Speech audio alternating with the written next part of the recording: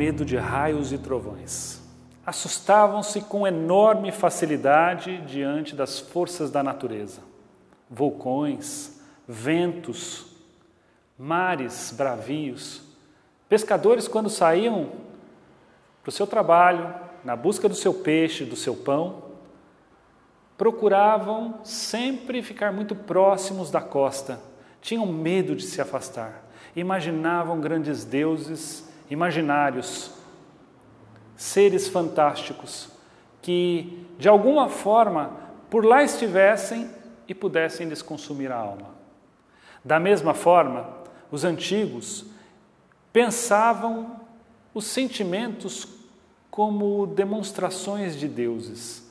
A deusa do amor, o deus da guerra, o deus dos prazeres, enfim, todos eles explicavam seus comportamentos, os fenômenos da natureza, as safras boas ou ruins que eles tinham, o excesso de chuvas, a falta de chuvas, a neve ou a ausência de neve, a fertilidade e a infertilidade de uma mulher. Todos esses aspectos eram, de alguma forma, canalizados pelos povos antigos para explicar os fenômenos da natureza e tudo mais a partir desses deuses.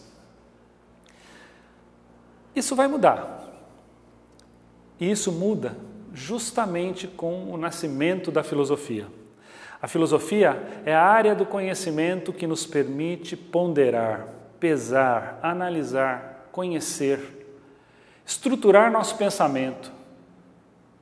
Ao invés de explicar um raio, um trovão, a partir da imagem de um Deus, como Thor, nós passamos a observar o fenômeno, a entender o fenômeno e, a partir daí, a falar com maior propriedade sobre o mesmo.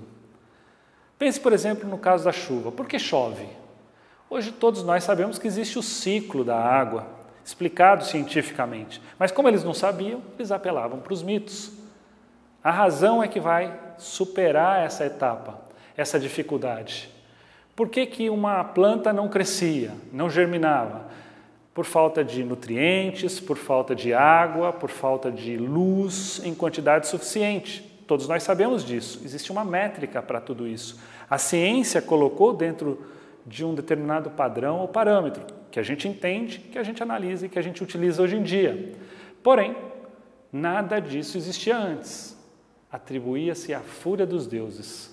Migrar para o pensamento filosófico e para a estrutura de pensamento científico passou necessariamente pela modernização dos meios, dos caminhos, dos canais, os homens organizando a religião, organizando a política, organizando o comércio, organizando suas estradas, seus exércitos, e toda essa estrutura sendo, digamos assim, colocada no papel.